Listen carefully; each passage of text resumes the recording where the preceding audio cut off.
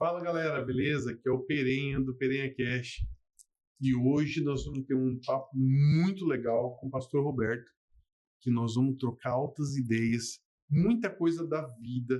Eu acho que você que está assistindo agora vai até o final, porque você vai ver altas conversas, coisas que são parâmetros de vida que vai ajudar a todos. Mas antes de tudo, vai lá no sininho, marca. Aí você vai, não se esquece, compartilhe nossos vídeos, beleza? Não se esqueça disso. E hoje aqui eu falo com o Pastor Roberto. Como é que você tá, Roberto? Beleza? Tudo bom, cara. Olha, é uma alegria muito grande estar aqui com você, Prem. É um prazer muito grande para as pessoas que estão nos assistindo, que estão nos ouvindo. Eu tenho certeza que vai ser algumas horas de uma conversa muito, mas muito incrível. Como você iniciou falando assim, Pastor Roberto. Pastor Roberto. Mas nem sempre foi Pastor Roberto. Mas nem Nós sempre vamos entrar foi. na história do Roberto, né? Se as pessoas que estão nos assistindo soubessem que todo mundo já idealizava a minha morte, que todo mundo já ficava esperando o telefone tocar e dizer quando que ele vai morrer? Quando que nós vamos receber uma ligação e nós vamos perdê-lo? Famílias, amigos e quem nos conhecia, que olhavam para mim e diziam, não tem mais jeito, não tem mais solução. Esse aí a gente não tem mais esperança. Já nós vamos contar, né? Foram mais de 20 anos. Mais de 20 anos de dor, de sofrimento, de escravidão, mas muito sofrimento mesmo que a gente vai passar para as pessoas hoje. E também vamos ensinar, né? Claro. Talvez tenha uma pessoa, importante, né? Talvez tenha uma pessoa que esteja passando porque tem muita gente passando pelas mesmas situações que meus pais passaram, que a minha esposa, que está comigo há 17 anos, passou, irmãos, avós, famílias, que precisam de ajuda e talvez nem sabe como ajudar. Porque o que a gente está falando, pessoas, talvez a sociedade julga como um mau caratismo, como alguém que não quer prestar, como alguém que não quer mudar de vida. E é uma grande mentira da sociedade. A gente acha que, já falando um pouquinho, que a dependência química, ela é uma doença.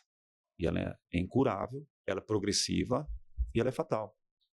E ela leva, assim, pessoas incríveis a viver numa escravidão e num sofrimento, tanto ele quanto toda a sua família, que às vezes é difícil a gente achar saída. E eu tenho certeza que nessa conversa a gente vai sim passar algo. Eles ter sua filha, alguém que precisa dessa transformação e dessa mudança.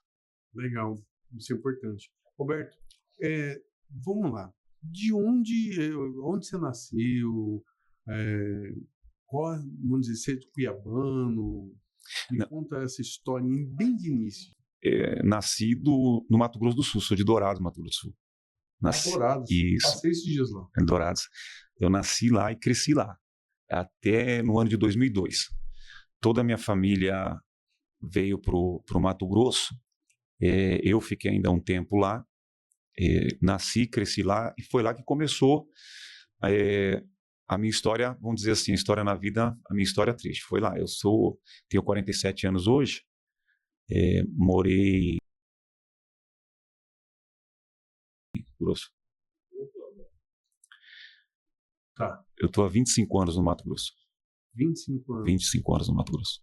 E em quantos anos? Assim, eu te pergunto, porque geralmente eu vejo que acontece com as pessoas, ela entra nesse vício, tudo numa idade, assim, jovem, seus 14, 12 anos, 15 anos.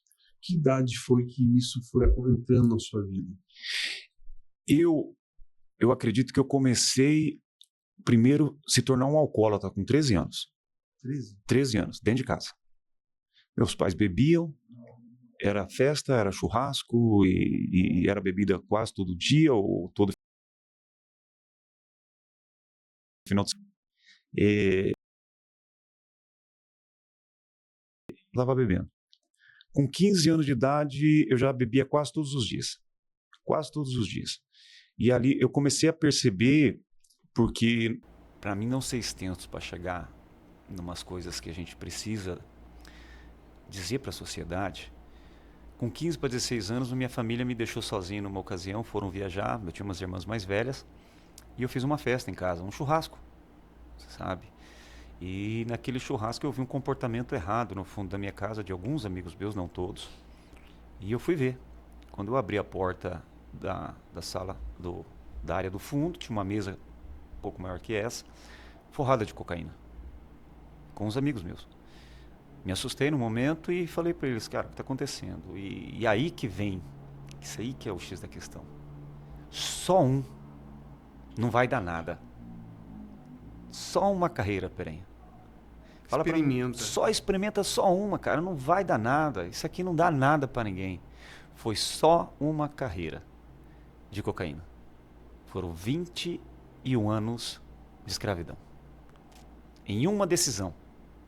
Uma decisão de minutos, no momento de euforia, de amizades, de amigos.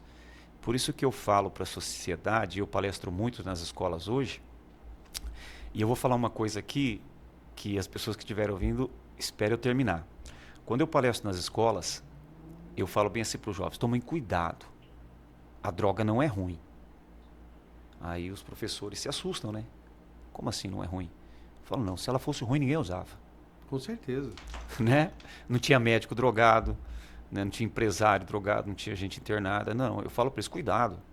Se vocês entenderem que a droga, às vezes, ela vai ser boa, você vai gostar da droga, toma muito cuidado com isso. Mas, então, o que você quer dizer com isso? A única coisa que eu quero dizer, não é a droga em si que é ruim, sendo ruim para a sociedade, mas é a consequência que ela traz para as nossas vidas. Se você experimenta, se você gosta, e se aquilo te traz euforia, te traz bem-estar, você está bem, você fala, não é ruim não. Ficar drogado não é ruim quando você experimenta pela primeira vez. Eu estou eufórico, eu converso com todo mundo. Se eu sou aquele que na festa sou mais quietinho, eu já não sou mais. Eu já dou em cima das menininhas. Estou falando isso para os jovens, tá? Isso é para a mãe e para os jovens entenderem. Então, quando eu experimento, eu falo, putz, é muito legal. Você fica esperto. É. Né? Agora eu sou... Inteligentão. Cara, eu sou inteligente. Eu sei como é que é. Eu sou bonitão. Eu fiz assim, eu falo pra você, eu experimentei. E eu, assim, eu sou muito medroso. Olha como que é. A gente vê, por isso que eu falo assim, isso tem que vir da família. Sim. É um parâmetro que tem que vir de família. E eu experimentei e eu tive medo. O medo não deixou eu prosseguir. Entendeu? Eu ia e... Não, eu vou morrer. Eu vou isso, eu vou aquilo. Então, assim, que nem você falou, é bom. Sim. Você falar que é ruim, é isso que as pessoas precisam mesmo entender isso. Elas precisam ter essa visão. Parar com, né? Não, meu filho, isso é ruim, faz mal. Faz, mas tem que convencer, né, Roberto, a pessoa, para que ela, quando ela tem um contato, ela não dá sequência, não, vamos dizer, até no fim da vida dela, né, com isso aí. E às vezes tem familiares que, eu escutei muito isso, que falava assim, você tem que usar como fulano que a gente conhece, que usa só final de semana. Você tem que fazer igual ciclano. Eu falava, gente, depois que a gente vai aprendendo e vai sofrendo, foi N casos de recuperações, né, tentando, a família lutando e batalhando, as pessoas que eles falavam para mim naquela época, use igual o ciclano, hoje eu conheço, que está numa situação deplorável. Porque como a dependência química ela é progressiva, a nossa doença ela vai progredindo, cada vez mais que você vai usando mais você quer, buscando o primeiro efeito.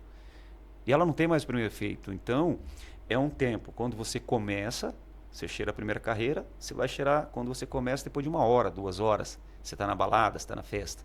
Só que quando a dependência ela vai crescendo muito, o tempo vai encurtando. Então, você já cheira de 5 em 5 minutos. O gasto é maior. E aí é onde você começa, como eu comecei. Pegar dinheiro da carteira do meu pai, vender meu tênis. E não era igual hoje. Antigamente, para você achar droga, não era tão bagunçado como hoje. Hoje é fácil demais. Hoje, Cada esquina. cada esquina que você vai, você acha droga. Naquela época, não.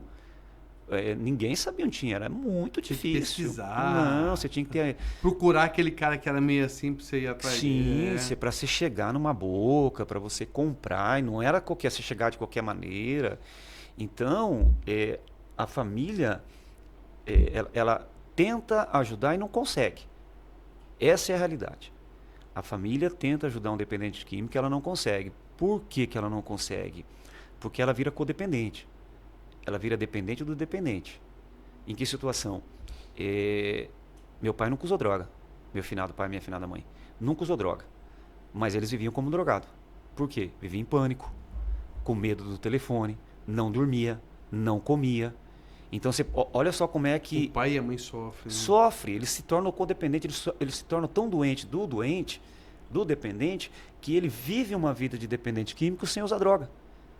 Ele não dorme direito, ele não come direito, ele fica esperando ver a hora do filho aparecer morto ou chegar morto. E a família, por isso que eu passei por dezenas de clínicas, e eu vou falar uma coisa para você. Ajudou? Ajudou. Só que eu falo para quem tem clínica, hoje eu palestro nas clínicas, eu falo assim, enquanto vocês não tiverem um trabalho com a família, eu vou dar um exemplo. Eu vou internar o João. Só que eu só vou internar o João se a família do João vier fazer um tratamento comigo também. Porque o João vai ficar 3 meses internado, mas o João vai voltar para casa. E como que você vai cuidar do João? Você sabe como que você vai cuidar do João? Qual é o parâmetro de tratamento, Exatamente. Né? Porque se você cuida do dependente, ele só vai ficar 3 meses fora da sociedade da sua casa. Você pega o problema, coloca o problema num local, o problema vai te dar paz por 3 meses, mas o problema vai voltar. Sim. E se você não souber, ou tira demais, ou dá demais, ou não sabe lidar, porque não é porque ele está internado que ele vai voltar curado. Não vai voltar. Não vai, a recaída é recorrente se não tiver um parâmetro, não adianta. Na verdade, o que acontece? A pessoa, ela quer parar às vezes. Com certeza. Não é à toa que ela vai para uma clínica, tudo. Mas o que acontece é o seguinte, quando ele volta para casa, volta para os amigos, volta para a rotina, é forte demais. Eu vou te dar... A minha esposa está aqui com a gente hoje. A gente está há 17 anos. 10 anos, 11 anos, ela me viu usar droga. Ela já me viu chorar em cima de um prato de cocaína. Eu falo, não sei o que eu faço mais. Todas as vezes que eu recaía, eu chorava em cima do prato de cocaína. E eu pedia para Deus, eu não aguento mais, Senhor. E as pessoas pensam assim, não quer prestar, a gente quer. Ninguém quer ficar na rua. Ninguém quer dormir debaixo de viaduto, em banheiro de rodoviária. Quantas vezes eu chorei? Quantas vezes eu estava com um prato de cocaína, lágrima caía no prato de cocaína e eu falava, eu não consigo. Eu não consigo. Aí vem uma coisa que eu vou te falar, que acontece com todo mundo, tá? E não adianta a pessoa falar que não. Quantos passaram por pessoas que usam droga e fica com raiva, fica com repúdio, eu vou falar para você, eu sempre passava ali no centro de São Paulo, eu ia nos importadores, ia para cá, eu ia para lá, e eu sempre deparei, eu não via como bandido, eu via como pessoas doentes. Sim. E muitas vezes eu olhava para a pessoa, você via que a pessoa tinha uma boa aparência, tinha um jeito de falar que não... Você olhava assim, gente, não é um bandido, não é nada disso. É muito excluído pela sociedade quem usa droga. E é mais difícil isso. Eu não quero generalizar, mas eu vou falar para você. A maioria das pessoas que estão presas dentro de presídio, eu falo para você que nem todos queriam estar ali. Né? Nem todos queriam ter passado por a situação de estar dentro de uma cela. Se eu te contar uma história aqui, se eu te contar o que aconteceu comigo com o meu pai, eu vou falar mais para frente, as pessoas vão chorar. Vai chorar, porque eu passei por isso. Eu que já tive, só abrindo uma aspa aqui antes de contar essa história, eu que já tive no sistema prisional, A gente chora. A gente vê pessoas que estão perto demonstrando que naquele meio ali tem que mostrar que você é o cara e tal. Só que quando você senta e conversa com o do lado e fala assim, e aí, cara? Falou, pô, cara. É um ser humano, né? Como que eu tô com saudade da minha filha, do meu filho, da minha mãe? Como eu queria não estar aqui, cara? Como é doloroso. Porque assim, hoje quem me vê vivendo o que eu tô vivendo hoje, a gente não quer fazer. E quando a gente está por efeito de droga, a gente faz coisas que a gente não tem nexo. Eu posso falar para você de 21 anos de dependência química. A gente não tem nexo. Você começa a ligar para as pessoas de madrugada, você começa a pedir para todo mundo. Eu ia no escritório da minha esposa aqui, que ela trabalhava, descalço ali na Avenida CPA. Minha esposa trabalhava num escritório na frente da Polícia Federal ali. Eu batia lá 3 horas da tarde descalço.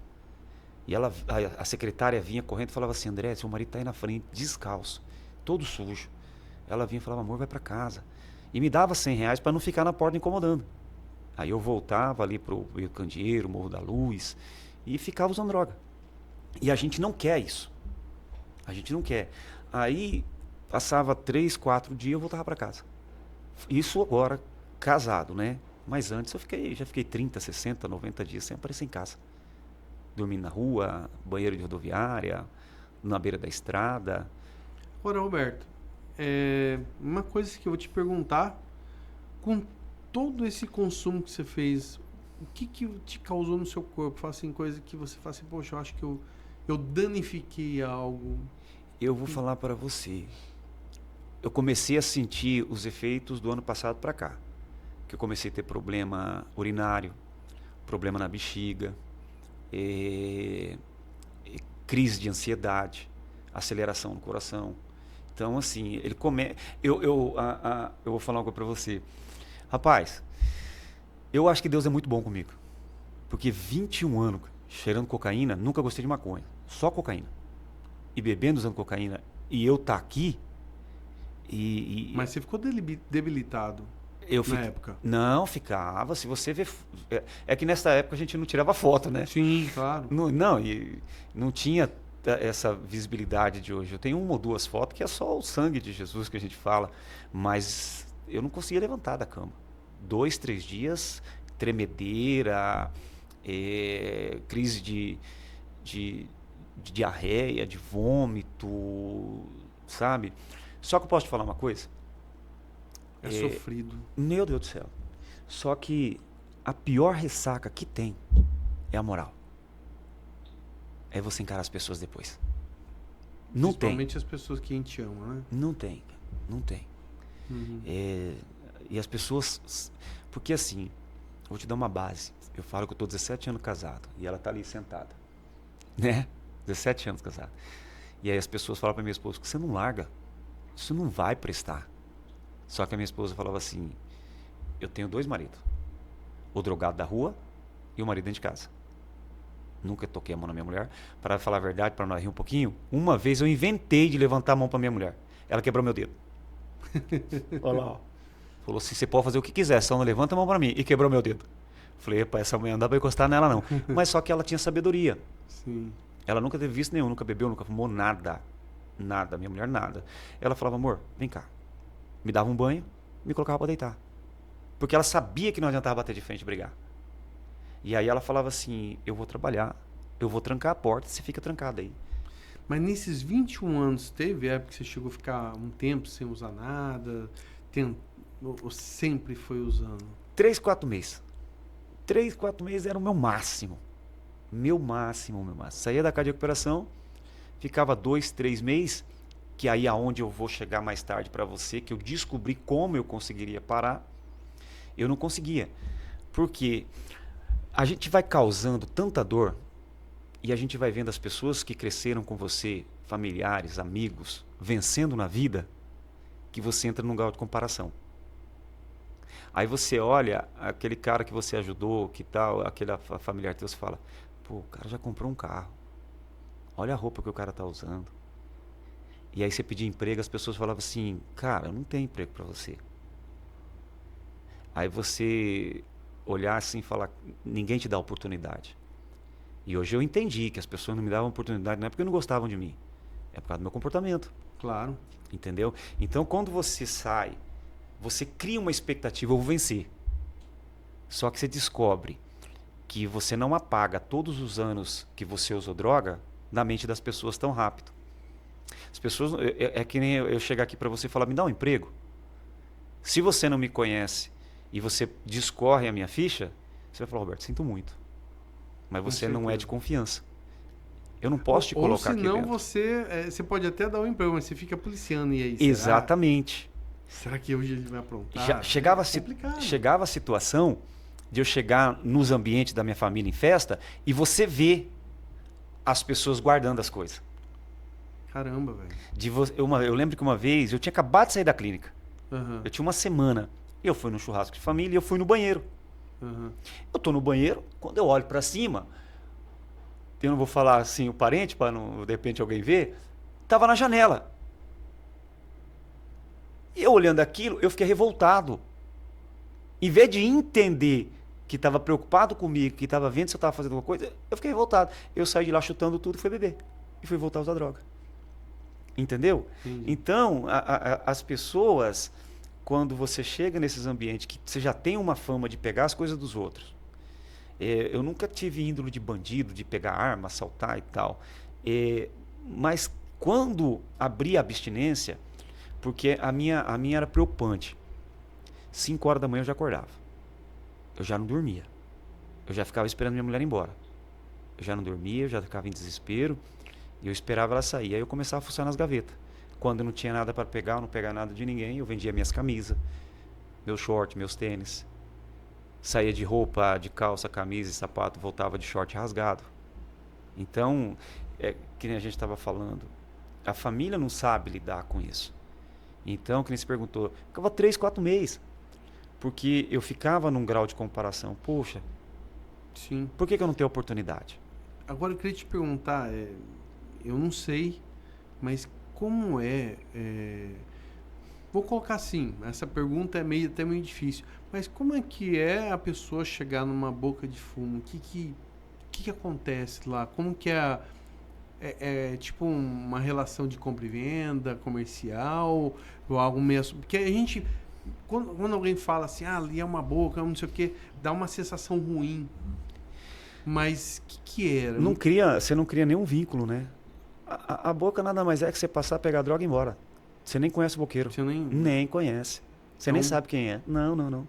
Você chega e fala, onde tem a droga? Ali tem, em tal lugar. É uma relação de compra e venda. Exatamente. Você pega a droga aqui, paga e sai correndo. E quando você leva um celular? A mesma coisa. Fala, tem um telefone para vender. Aí o cara olha assim e fala assim, eu te dou 5 balas nele, ou eu te dou 10 papelotes. E é isso. Você não tem relação. Não existe uma relação. A pessoa nem fala assim, não, mas isso aqui vale mais. Não. E assim, você está tão neurótico pela droga, que se você tem um iPhone desse aqui hoje, você vende ele por R$500. Você vende ele por R$600. Então é muito rápido. Você não cria uma relação com o boqueiro ou com o traficante. Não. É você pegar sua droga e você ir. Entendeu? E não existe aquele negócio deles irem atrás pra matar o cara que fica devendo?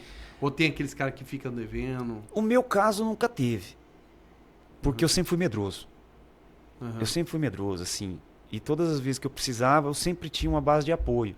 Que era minha esposa, familiares. Que ainda, num certo momento, falava assim, eu vou te mandar o dinheiro pra você pagar, mas vem embora. Você entendeu? Mas a gente mente muito, né?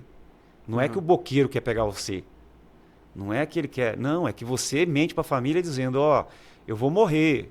Se você não mandar o dinheiro, vou morrer. Mas na verdade é mentira. Você só quer o dinheiro para continuar usando droga. Não sei, não posso maximizar, não posso generalizar. Porque acontece. A caso e a caso, eu tô falando do meu caso. Eu nunca tive relação, intimidade com nenhuma boca. Eu só queria pegar a droga ali, correndo e ir embora. E vazar. E vazar e ir embora. Não tinha essa relação. Agora, acontece muitas coisas, né? Mas assim, hoje a gente tem que ter, eu falo, a gente tem que ter um ambiente ruim, né? E a gente tem que tomar muito cuidado com o que fala. Sim. Muito cuidado. Eu falo pra você, eu respeito todo mundo. Eu respeito todo mundo. Eu vou falar pra você, do boqueiro, do traficante, do presidiário, são tudo almas, são tudo vidas.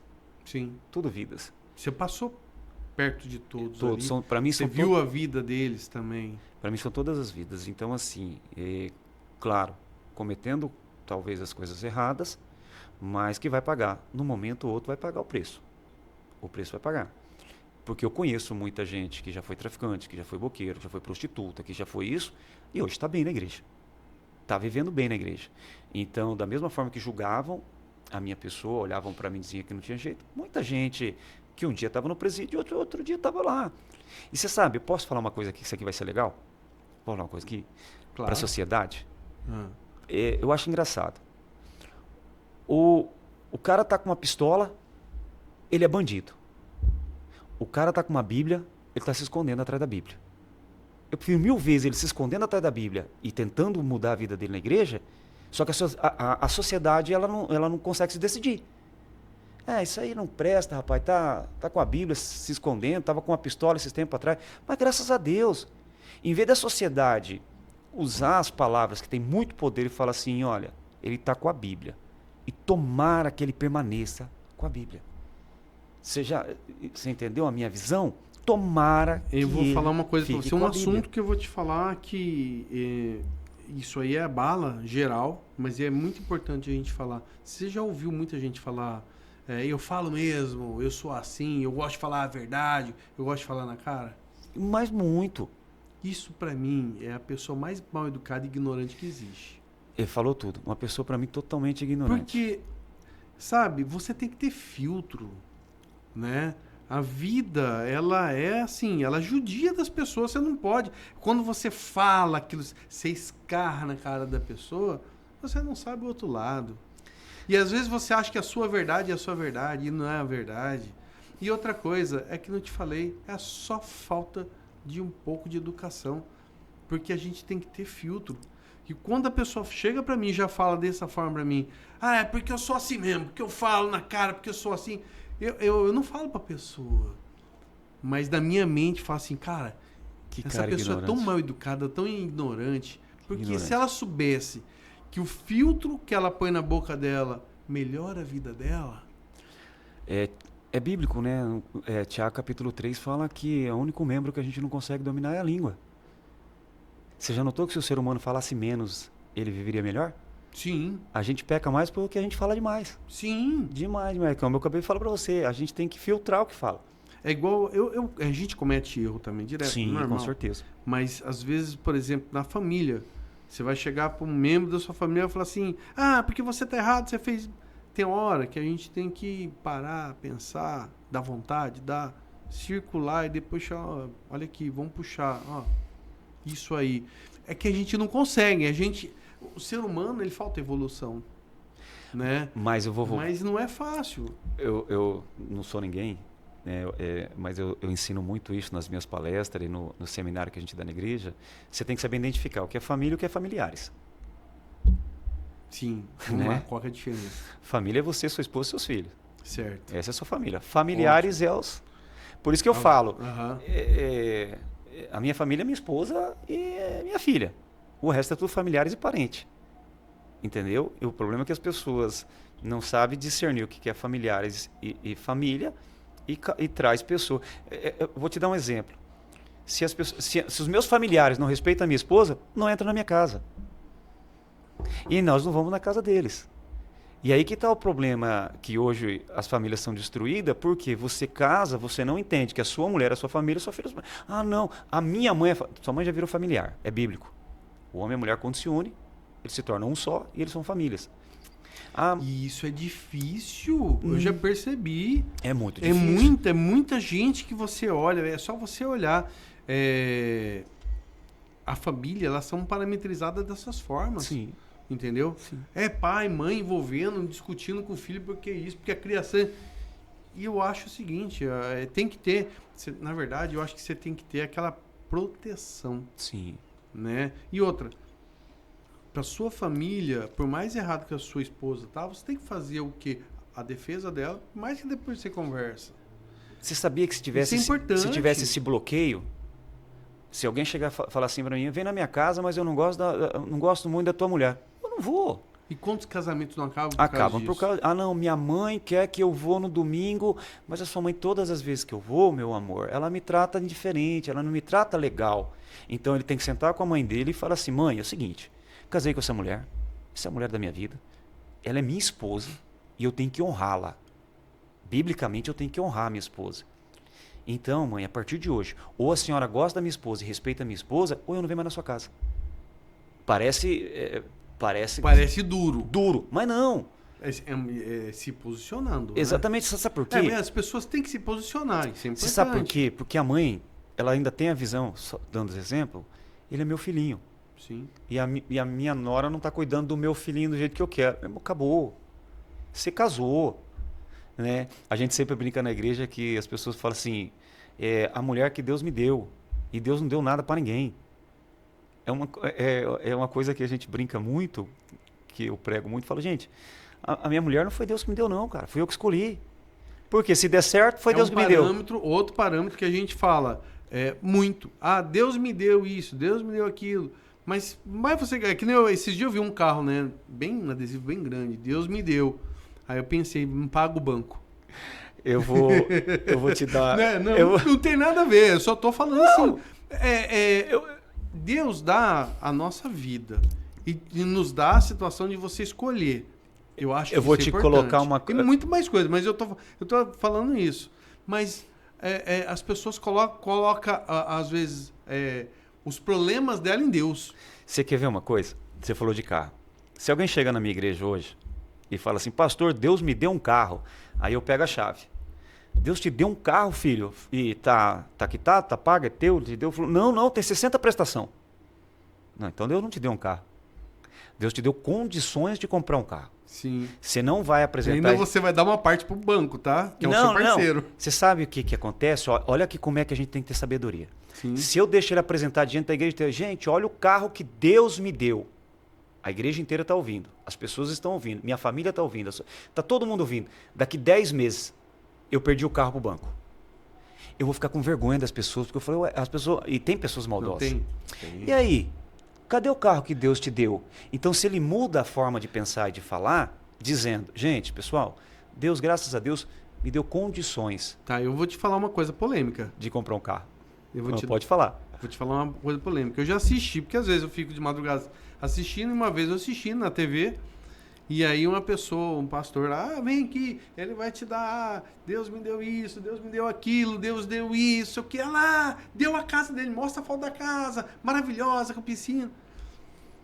Eu acho assim aquilo lá meio pesado, porque não é que vou falar, você tá errado, não é isso. É que, e aquela pessoa que tá ali fora da igreja, aquele que tá lá, vai ficar olhando, vai falar assim, mas e aí, como que eu faço para pegar a chavinha de Deus? Não sei, eu acho que as pessoas têm que virar a chavinha, que eu vejo muita gente seguindo isso.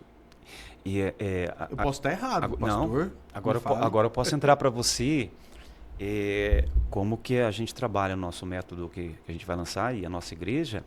Eu falo que a igreja ela não é banco, não é supermercado, não é shopping. Eu ensino para os membros da igreja que estão comigo hoje, eu estou há 6 meses, mas sou pastor há 7, eu falo para eles, gente, você tem que vir para a igreja, adorar Deus em espírito e verdade e ir embora. E eu ainda brinco nos meus vídeos quando eu prego, não entra nessa igreja para pedir. Se você vai entrar aqui para pedir, não venha. Todo mundo se assusta. Não, Deus já sabe o que você precisa. Deus já sabe o que você necessita.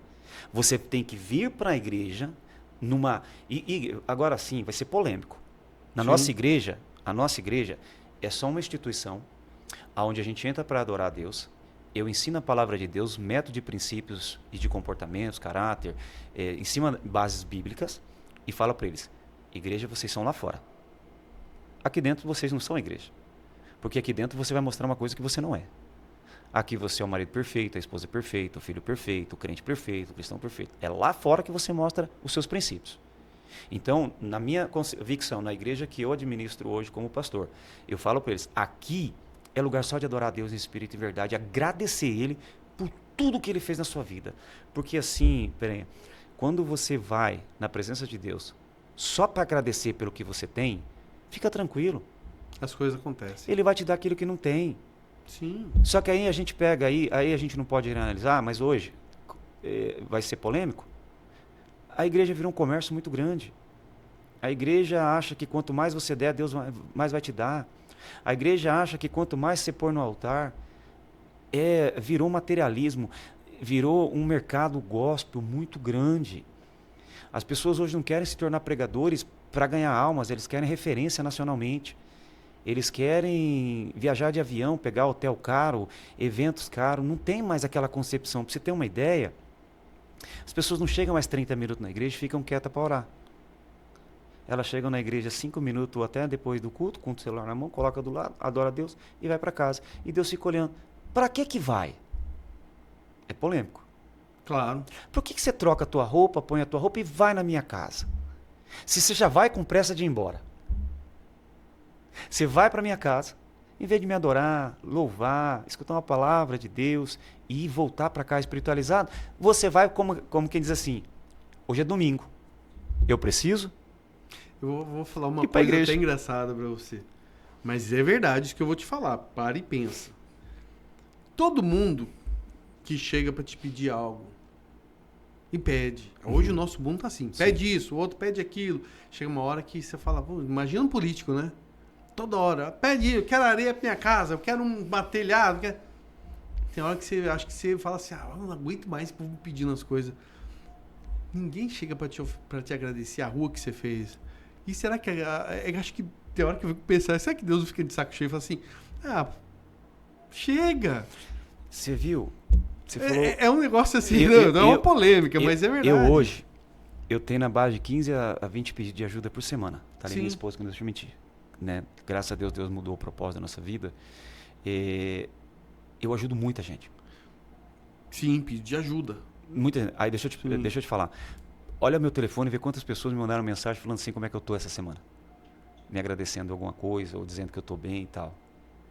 E aí você fala assim, então por que você continua fazendo? Eu continuo fazendo porque no meu princípio que eu aprendi com Deus, quanto Deus mais me der, quanto mais eu tiver, mais pessoas eu tenho que cuidar. Quanto mais o Senhor me abençoar, mais abençoador eu tenho que ser. E eu mostro para as pessoas na igreja que não há, eu tenho que pagar meu dízimo, pagar minha oferta. Cara, você não cuida da pessoa que está do lado da tua, até bem dentro de casa. Você sabe que tem familiar seu passando necessidade. Em vez de você pegar o dinheiro que você vai levar lá para a minha igreja, vai levar uma cesta básica para um parente que está precisando. Isso você agrada o coração de Deus. Sim. É que nem você estava falando. Muito bonito isso que você fala. Muito eu falo legal. para as pessoas, eu falo para eles, enquanto Deus me der condições financeiras para manter essa igreja, eu não quero o dinheiro de vocês. Vocês só dão com alegria. Se quiser me ajudar a pagar a luz ou aluguel, eu não quero o dinheiro de vocês. Eu não quero que você tire o dinheiro da pizza dos teus filhos do final de semana. Às vezes tem um irmão lá que chega lá para dar R$100 e fala, ei, espera só um pouquinho, deixa eu ver a unha da sua mulher aí. Rapaz, a unha da sua mulher aí, rapaz. Vai levar sua mulher para arrumar o cabelo dela, rapaz. Você faz isso? Faço, não faço? Vai arrumar o cabelo da sua mulher aí, rapaz. Vai arrumar essa unha dela aí. Vai comprar... Desculpa. Vai comprar lá uma lingerie de oncinha nessa mulher. Vai pegar ela aí, rapaz. Vai correr atrás dela. Entendeu? Aí chega lá com aquela cara de... Como quem diz, poxa, pastor... Não leva um filho para comer uma pizza, para comer um lanche. Porque as pessoas... Eu e minha esposa sabemos o que é viver numa kitnet sem nada. Nada. Sim. De comer skinny, porque nós não tínhamos, às vezes, de colocar as coisas na geladeira. E hoje a gente viajar onde a gente quiser no Brasil. Aí as pessoas falam assim, e tem muita gente que não me conhece, né, no TikTok, na internet, fala assim, sua pastora é tudo ladrão. Irmão, eu pago todas as despesas da igreja. Pago luz, ajudo ministérios, ajudo os pastores, cuido das pessoas que não têm comida, que não têm, que passam necessidade, que passam coisas. A gente ajuda dezenas de pessoas. Porque é isso que eu estou falando. As pessoas trabalham o mês inteiro, cara. E aí, isso me dá uma raiva. Aí vem pastores dizer, se você não der para Deus, Deus vai te amaldiçoar. Isso é um absurdo. Isso é um absurdo. Isso é um absurdo. Como que Deus vai pegar e olhar uma pessoa que trabalhou o mês inteiro, às vezes de pedreiro, que lutou o mês inteiro, tem um filho lá louco para comer uma pizza, sair comer um lanche, mas no coração dele, e que ele foi aprendeu sobre isso dizendo, não, o meu líder diz que se eu não der a parte de Deus, a maldição vai vir para dentro da minha casa. E Deus está falando, para. Mas existe isso? Não existe. Não, existe. É pastor que fala isso? Irmão, é só você olhar na internet. A internet dá nojo. Eu já parei de olhar. Eu não olho. Eu fiquei assim... Eu vou falar bem a verdade pra você. Eu vou falar isso de coração, tá? Geralmente eu tinha uma empresa na frente onde tinha acho que era uma igreja, não lembro qual que era, não lembro qual que era, mas tinha culto, tinha um pessoal lá e tudo, e vendo tudo acontecer de fora vendo, e tinha até uns seguranças. Eu não sentia vontade de ir lá. Juro pra você, eu não tinha vontade. Porque tudo isso que você tá falando agora aqui são coisas que às vezes marcam as pessoas, Sim. entendeu? É diferente você ouvir alguém com vamos dizer, uma sabedoria de pô, vamos ajudar, vamos fazer, certo? Eu vejo muito, dinheiro, o que dá para tirar, o que dá para ganhar, eu vejo muito isso. E quando eu via lá, tinha tudo aquilo lá, não sei o que, papá, ia todo mundo embora. E eu vou falar a real, eu via um pastor chegando sempre lá com um carro simples. Uma vez, não sei se pularam, foram roubar lá, chegou uma caminhonetona, coisa mais linda. Não era o carro que o pastor ia. Eu olhei e falei, caramba. Aí desceu, eu falei, é o pastor. O pastor não anda, ele anda era em Voyage, poxa. Então você vê que até aquilo ali não estava batendo, entendeu? Então assim, não é falando que tem, eu sei que tem muito pastor bom, tem muita gente que tem a metodologia dele, não estou criticando ninguém. Só que eu não sentia vontade. Porque eu olhava isso e falei assim, eu vou lá, não vai combinar comigo. E muitas vezes você vai na igreja católica porque lá ninguém te pede nada, lá você até brincadeira, mas entra até um cachorro e sai, do jeito que você entra, sai, né? Eu vou te dar uma... Eu tô falando isso assim, visão que eu tenho, tá? Meu posicionamento, mas assim, eu vejo que é diferente a forma que você lida, entendeu? Não é a mesma forma agressiva que eu vejo com aquele negócio, tem que puxar a gente. Não, né? não, eu vejo assim, você não vê católico brigando com católico em rede social. Não. Você não vê kardecista. Você não vê nem macumbeiro falando que o frango dele é melhor do que o do outro. Que a vela dele é melhor do que o outro. Mas os crentes vivem se pegando em rede social. A igreja é parede preta, a igreja... Cara, sabe o que eu ensino? Eu tenho 5 pastores lá hoje. Sabe o que eu ensino para eles? Eu falo, gente, vamos cuidar da nossa vida. Eu não tenho nada a ver com a igreja dos outros. Eu não tenho nada a ver com... pastor, você ouviu o pastor lá? Eu falo, irmão, é o método dele, a cabeça dele, a visão dele. Sim. É ele que vai prestar conta para Deus. Porque se cada um cuidasse das almas, e eu não gosto desse termo, ovelhas, porque assim, por mais que a Bíblia fala, nós somos os pastores, as ovelhas e tal, Jesus foi o pastor, tudo bem, mas não é melhor tratar como vidas e como almas? As vidas que estão sob o meu cuidado, as almas que estão sob o meu cuidado, por que eu vou colocar um termo que parece que é um animal? É minha concepção, é minha visão. Mas lá você é pastor. Eu sou pastor de vidas. Sim. De almas. Sim. Sabe? É legal. É a minha visão. Uma ideia legal, é uma visão. Eu já vi que você utiliza a sua visão de vida e prega isso aí. Exatamente. Os seus parâmetros de vida. Isso é legal. Sabe? Porque eu sei o que é no teu comer. Eu sei o que é você querer comer uma pizza e você não ter. Eu sei o que é passar dificuldade. E eu falei para Deus, eu fiz um propósito com Deus. Falei, Senhor, tudo que eu ganhar na minha vida, 30%, 40% vai ser para obra social. Vai ser para ajudar os outros e para cuidar dos outros. Tudo que o Senhor me der no meu trabalho, no meio da minha esposa, vai ser para cuidar de pessoas e de vidas. Eu doei a minha vida para cuidar de vidas. Eu doei completamente a minha vida. Só que com sabedoria. A gente tem que ter 2 coisas. Sabedoria e inteligência tem uma diferença muito grande.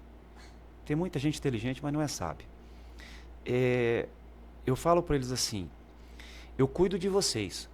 Eu brinco para eles, gente, eu tenho dinheiro para pagar o aluguel e a luz dessa igreja até março. Se Deus me der mais no meu trabalho, a gente vai até abril. Se a gente não conseguir, eu fecho as portas da igreja, a gente faz o culto ali fora. Entendeu? Só que eu não vou pedir para vocês sacrificarem a casa de vocês. Se de repente vocês pagaram as contas, saíram com seus filhos, tomaram sorvete, comeram uma pipoca, comprou um tênis novo, ou ajudou, e você sentiu no coração de dar 100, 200, 50, ou quiser dar alguma coisa aqui pra gente pagar uma luz, legal. Só que, pastor, mas e o devorador? Para com isso. Isso é Antigo Testamento, que as pessoas não entendem, só que eu não vou chegar nessa linha, senão a gente não vai sair daqui hoje. O que as pessoas não entendem é isso. A graça de Jesus, ela veio e quebrou tudo. Ela veio nos ensinar que acima de todas as coisas é o amor de Deus. E o amor de Deus você não compra. Não compra. Humberto, agora eu vou entrar num assunto assim, que eu fiquei pensando aqui, né, vendo você falar. Hoje você é pastor. Como que foi que entrou na sua cabeça ser pastor? Como é que foi essa jornada? Você contou que você veio desse mundo né, de vícios, que te judiou, você conseguiu passar isso. E da onde que foi? Falar, eu quero ser pastor. Como que aconteceu essa história? Quando eu tive que eu comecei a lutar mesmo para parar, eu sempre tive um coração muito bom. E eu e a minha esposa começamos a fazer ações sociais. Levar uma pizza, uma marmita, 2 marmitas nas ruas. E aí eu já era assim, um cooperador, que eu era de outra denominação. Eu sempre amei ajudar as pessoas. Fazer obra social. E eu tinha amanhã, aqui na Santa Casa, tinha café da manhã com as crianças com câncer. E aí eu, numa situação, conheci as meninas lá, elas falaram, o senhor podia vir orar toda quarta. Então já ficava ali na quarta, fazendo, por um ano a gente foi fazendo ação social com as crianças, cuidava de jovens, cuidava de gente na rua. Então, eu fui de cooperador para pastor. Entendi. Porque eu já era pastor antes de ser pastor. As pessoas quando olhavam para mim falavam, ô pastor, eu falei, gente, eu não sou pastor. Só que tudo que eu podia, eu e minha esposa juntava, aí a gente foi morar com a minha mãe já estava de idade, a gente foi morar com a minha mãe, aí a gente pegava e fazia 20, 30 marmitas, vamos pra rua. Aí sobrava um dinheirinho, vamos comprar 5, 10 pizzas, vamos pra rua. Então eu já fazia isso. Aí eu falei pra minha esposa, vamos comprar ovo da Páscoa? Aí toda Páscoa, todo Natal a gente comprava 50, 60, 70 ovos da Páscoa e a gente fazia. Então foi uns 3 anos assim. Mostrando que eu não fazia isso porque eu queria ser pastor, eu queria ser alguém. Isso foi te ajudando a mudar a cabeça foi também. mudando, me ajudar. Só que não foi o todo. Era aquela luta, sabe? Eu vou conseguir, eu vou conseguir, eu vou conseguir. E isso foi mostrando para algumas pessoas, e aí eu era de um grande ministério. E eu sempre tive um talento e um dom para pregar. E Deus começou a me dar, a gente fala agendas, né? Eu pregava se deixasse eu pregava em 30 igrejas por mês. Só que nessas pregações era pentecostais e tal, sempre amei, amo, hoje eu sou da Batista, mas eu sou pentecostal. Só que assim, as pessoas, ia como cooperador, mas todo mundo me olhava como pastor, pelas minhas ações, pelas minhas atitudes. Até que num certo momento eu vi que esse ministério já não era mais para mim, porque usos e costumes. Como eu fui me aprofundando na teologia, se tornar bacharel, se tornar teólogo... Aí você foi fazendo um estudo. Fui estudando, fui me aprofundando. Isso, tem faculdade de teologia. A internet tem muito isso. Entendi. As pessoas não crescem porque elas não querem. Hoje é verdade. As pessoas não querem. Eu estudei muito. Tanto de informação mas que tem, muito, né? muito. Livro, estudo, Bíblia. E fui buscando na internet, aprendendo, fazendo cursos de teologia pela internet para me aprofundar. Quando aconteceu um fato que me fez sair desse grande ministério, foi que me chamaram para uma grande pregação, num grande domingo, numa igreja muito grande. Só que quando eu cheguei, cancelaram comigo na hora. Não entendi por quê. Aí depois eu fiquei sabendo que cancelaram comigo porque olharam meu Facebook e eu e minha esposa estavam na piscina da casa da minha mãe, a gente estava tomando banho e postamos uma foto na piscina. Acharam um absurdo. Que eu não pregaria mais enquanto eu fizesse isso ou tomasse banho de short. Não quero entrar nesse mérito. Aí eu vi que não era para mim.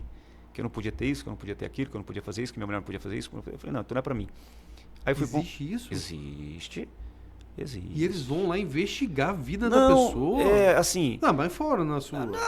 Vai fora. Foram. Porque assim, eu não discordo do sistema deles.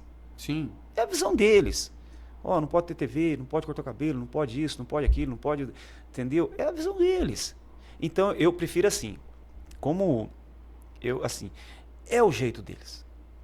É a lei deles. É a maneira deles. Então, ao invés de eu falar mal, eu não falo mal. Eles gostam. Sim. Só que pra mim... Também tem muita gente que segue isso. Exatamente. Querendo ou não, eu acho o seguinte, que eu já vi, tá? Pega aquele cara que toma, bebe, fuma, gasta tudinho. Depois ele vai para aquele lugar, vê aquilo tudo, ele muda a cabeça também. Exatamente. Ajuda a pessoa. Exatamente. Então, mas como eu não me adequei, não quero isso aqui para mim, tá me privando de muita coisa, eu falei, eu vou para outro lugar. Questão de evolução. Exatamente. E aí fiquei como pregador itinerante por uns 6 meses. As igrejas gostavam de mim, né? E continuavam me chamando. Falavam, gente, estou sem ministério, estou sem pastor. E igrejas grandes não te chamam, se você não tiver em algum ministério. Mas igrejas pequenas gostavam de mim, do meu caráter, da minha atitude, e eu ia. Até que um dia minha esposa falou assim, vamos na Betel, ali do Dr. Fábio, tem o pastor Walter lá que te ama. Falei, vamos lá. Fui lá, preguei lá. Eu falei, pastor, estou sem igreja. Eu saí de cooperador da determinada denominação. Ele falou, cara, vem pra cá. Fica comigo, nós é pequenininho aqui, tem 60, 70 membros aqui, mas a gente ama. E fiquei lá com ele. Com 9 meses ele falou, não tem mais o que fazer com você. Eu vou te consagrar pastor.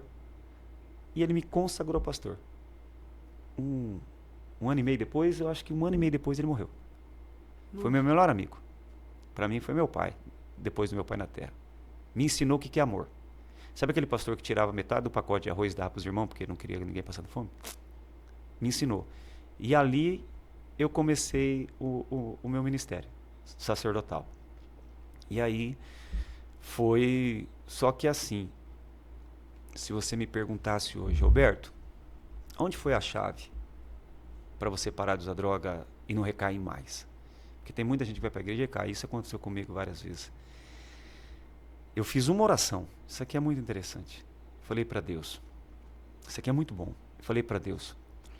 Ou o Senhor muda a minha vida, ou o Senhor me leva. Não quero mais. Cansei. Chorando de madrugada. Falei, não quero mais. E eu escutei a voz de Deus na minha sala. Ele falou assim, sinto muito. Eu mudo a sua história. A sua vida é responsabilidade sua. É você que é responsável pela sua vida. Sabe o que é isso, Perenha? Que muita gente está nos assistindo. Nós pegamos a nossa responsabilidade e colocamos na mão de Deus. O Senhor tem que mudar minha vida. E Deus está falando, não. Eu posso mudar a sua história. A sua decisão, as suas escolhas te levarão onde você quiser. Você muda o teu comportamento, eu abro porta onde não existe. Você muda o teu caráter, eu coloco pessoas boas do teu lado. E aí que virou a chave para mim. E assim, eu vou falar sobre isso no método que a gente está criando na nossa igreja, no nosso seminário, que está crescendo bastante. Eu aprendi uma coisa sobre honra. Eu tenho que honrar um pastor que nunca talvez vai ouvir isso, que é o Thiago Brunet. Eu assisti um vídeo dele, do Thiago Brunet. E ele falando sobre maturidade emocional. E aí eu entendi. Nós somos muito espirituais. O evangélico, o cristão, ele é muito espiritual. Mas ele é muito imaturo emocionalmente. E aí eu fui estudar esse homem. Aí virou minha vida. Aí que eu fui estudar sobre comportamento, maturidade emocional, sobre princípios, sobre caráter, sobre processos. Aí eu descobri que só dependia de mim. Só dependia de mim. Que não dependia mais de ninguém. Não dependia da minha esposa, não dependia dos meus irmãos, não dependia da minha mãe, não dependia da sociedade. Aí eu descobri, e não dependia de Deus. Isso aqui é forte. Que não dependia de Deus. Porque Deus já tinha para me dar. Deus já tinha me dado. Só que ele falou que você não está se preparando para tomar posse do que eu tenho para você. E aí que as pessoas se frustram dentro da igreja. Porque eu sou a geração do milagre, eu preciso que Deus me dê. Deus, eu quero marido, eu quero a casa, eu quero o carro, eu quero isso. Deus falou, não vou dar nada não, filhão. Corre atrás. Você entendeu? E aí quando Sim. eu descobri isso, eu fui mudando o meu comportamento. Mas tem muita gente que vem atrás disso. Já chegou para você, pastor, eu estou precisando muito de uma casa. Deus tem que me dar uma casa. Alguém já falou assim, preciso isso? Deus tem que me dar, já teve muito disso? Para mim, não, porque a gente está 6 meses. Mas a gente vê muito isso no nosso meio. Eu preciso de uma casa. E assim, tem um grau de manipulação muito grande. E coloca Tem campanha da chave, tem campanha do carro, tem campanha da porta aberta, tem campanha de tudo, mas ninguém ensina você. Ô abençoado, você vai vir em campanha em cima de campanha, você não está vendo que você está 1 ano em campanha, aí pega 1 entre 1000 que ganha uma casa em alguma situação da vida, vai na igreja, o pastor muito inteligente leva para o altar e fala, aqui irmão, ganhou uma casa porque aqui, ó, tá na campanha, tá não sei o quê. Todos dizem que milagre não acontece. Só que não era melhor a gente trabalhar em cima de princípios da Bíblia? Trabalhar também a cabeça da pessoa Exatamente, trabalhar... para que ele aprenda a poupar, fazer negócio e ganhar o dinheiro. É o que a gente vê muito, tipo o Pablo Marçal falando, mas você pode, não sei o que, não sei o que. Às vezes a pessoa não vira a chavinha. Tá dentro da pessoa, né? Exatamente. É por isso que eu estou criando um método raridade lá, que eu quero achar pessoas raras, porque eu aprendi isso. Eu aprendi com a minha esposa, eu falei, amor, a gente está ganhando, vamos por 10 mil, vamos gastar 7. Vamos pagar as contas, se sobrou 2, vamos gastar. 3 tem que estar guardado para o mês que vem. E é o que as pessoas não entendem. Ah, eu tenho um cartão de crédito e eu passei aqui, eu senti de Deus e Deus vai me dar. Entra em dívida, não paga a conta. Porque joga a culpa em Deus. Exatamente. Ou no diabo. Porque ela tem que achar um culpado. Nossa, mas o ser humano, ele é assim, né? Que o culpado sempre tem que ter um. O meu casamento acabou. É o diabo. Não consegue falar, não, eu sou o culpado. Eu fiz, eu aprontei. Ninguém, né? É muito difícil. Eu não assumo as responsabilidades. Mas você sabe que eu vou falar uma coisa, isso vira chavinha da pessoa? Vira. A partir do momento, eu trabalho isso na minha cabeça. A partir do momento que você vê algo acontecendo, você para, peraí, isso aconteceu. Será que eu tô certo? Todo mundo tá falando que você tá errado, mas você, não, eu tô certo, eu sei. Às vezes tem que parar e pensar. Não, eu tô errado, peraí, qual é o caminho para ajustar? É tão difícil. Hoje eu vejo as pessoas, palavras que são fáceis de ser ditas, tá? Que são impossíveis hoje em dia. Sim. Muito obrigado, me desculpe, por favor. Essas palavras tão difíceis de você falar. Por isso que eu tô... Agradecimentos, fala assim, no seu dia a dia. Tá difícil a gente ver isso.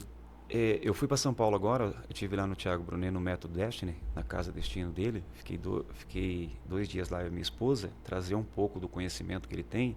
Estudo muito sobre o que ele nos ensina. É o Thiago? Thiago Brunet. Brunet.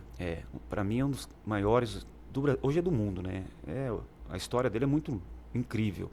Um cara que 2012, 13, 14 não tinha nada e hoje doa a vida dele e muda a vida de pessoas. Porque ele trouxe princípios. Peraí, a gente tem que ter princípios. Você pode ser evangélico, católico, macumbeiro, você tem que ter princípios. Se eu fiz um negócio com você, mesmo que eu vou perder, e eu dei a minha palavra, perde dinheiro, mas não perde o caráter, porque caráter abre portas. Caráter, princípios abrem portas. Porque eu quero sair daqui um dia e alguém, eu fazer um negócio com você, e alguém vai ligar para você e falar assim, Perenha, conhece o pastor Roberto? Conheço. Ele já fez negócio com você? Sensacional. Ele perdeu o dinheiro, mas ele não perdeu o princípio. Então, eu vou te falar uma coisa um pouquinho além disso. E eu aprendi também na vida. A gente nunca pode perder. Se a gente perde, é muito melhor você não fazer negócio. Ganhar um amigo. Exatamente. Porque muitas vezes a pessoa chega para você, eu quero comprar isso de você. Eu sou comerciante. Uhum. Eu quero comprar isso. Mas eu encontrei mais barato ali. Às vezes, o que acontece muito com o empresário? Ele pensa no giro. Eu falei, cara, eu vou vender para esse cara, que ele tem um dinheiro para pagar à vista, é um preço que eu vou fazer mais barato que todo mundo. Não vou ganhar nada, mas eu giro aqui, pago ali. É isso que mata o empresário. Então, às vezes, é melhor você falar assim, não, amigo, eu não vou te vender. Entendeu? Procura outro, faça um negócio honesto. Porque se você trabalha, é onde você vê... Já aconteceu muito, eu já tive outros negócios. Uma vez, eu vou te contar uma história rápida. Eu fui informatizar uma empresa. E aí um empresário muito, muito grande, a empresa dele, virou para mim e falou assim, se você conseguir implantar, fazer tudo na minha empresa, eu te pago. Eu trabalhei 1 ano, que nem um escravo para ele. No final, que tava assim, tudo funcionando, ele chegou para mim e falou assim, olha, deixa eu te falar, tá, tudo beleza, isso aí, mas posso te falar uma coisa sincera? Uma outra empresa aqui me ofereceu um produto assim, assim, assim, assim, que custava 20 vezes maior do seu, eu preferi comprar o dele. Aí eu enfiei o rabo entre as pernas, parei, pensei, chorei por dentro, falei, cara, foi 1 ano na minha vida, mas eu aprendi. Nós temos que trabalhar para ter lucro, para ganhar, para sobreviver. como eu brinco, pagar o leitinho das crianças. Porque não adianta, que nem você falou, o grande princípio é você falar não às vezes. Eu entendo o que eu quis te colocar. Eu sei, eu entendi o que você quis colocar, mas eu tô colocando isso porque às vezes muita gente tem esse pensamento do princípio e falar assim, eu não vou falar o não, eu vou fazer, eu vou perder aqui, mas às vezes você perde um amigo, porque às vezes você não consegue atendê-lo. Exatamente. Porque existe a oportunidade e o oportunista. Sim. E o que nós mais temos é oportunista. Entendeu? Achei. Quando eu falo sobre você perder, porque não tem coisa melhor do que o seu nome. Do que Sim, eu não claro. vou dizer, não, esse pastor é... Não, irmão, eu sou pecador, irmão. Eu brinco. Vou abrir aqui, minha esposa está aqui no estúdio. Eu brinco que uma vez fui pregar em Goiânia. Eu brinco muito isso nas minhas palestras. E o garoto ali vai gostar também. Eu cheguei em Goiânia e fui pregar em Goiânia e estava tendo Vila Mix. Aí minha esposa lá no 7º andar do hotel e tal. E eu desci. Quando eu entrei no elevador, rapaz, tinha umas 6 mulheres. Pensa numa mulher bonita. Pensa numa mulher ajeitada. E aí, o senhor olhou, pastor? Claro que eu olhei. Falei, nossa, Jesus, que mulher é essa, Senhor amado? Eu, na minha cabeça, claro, não falei, né? Falei, rapaz, eu vou ter que voltar lá para aquela mulher que está lá em cima me esperando. Aí as pessoas na igreja dão risada. Só que o que eu estou mostrando para ela? Gente, é uma briga constante. Sim. O erro seria de eu deixar minha mulher, pegar as mulheres e for pro Vila Mix, voltar de madrugada e deixar minha mulher na mão. Vocês têm que parar com essa santidade que não existe. Porque a gente prega um excesso de santidade, que biblicamente a palavra santo só significa separado de outras pessoas, ou de situações, ou do mundo, é só isso. Porque ninguém vai ser santo. Então, que nem eu falo, se você não for santo, você vai pro inferno. Sim. Aí a pessoa entra numa neura e numa paranoia, isso, né? que um erro dela, ela fala, eu não tenho condições de servir esse Deus e essa igreja, porque eu não consigo chegar nos parâmetros que eles querem. Eu não consigo chegar no parâmetro de Deus. A gente perde muito. Você vai no Beco do Candeeiro ali, tudo desviado. Por quê? Porque se você não servir essa santidade, esse parâmetro, se você não fizer o que eu quero, você não serve para mim. Você não pode tomar ceia, você não pode sentar na minha igreja, você não pode sentar... E não é assim. Nós temos que ter tato para tratar. Já que a gente é pastor e líder de ser humano, nós temos que ter tato. Vai entrar a prostituta, vai entrar o ranzinza, vai entrar o sanguíneo, vai entrar o colérico, vai entrar a véia chata, vai entrar a ranzinza, vai entrar o...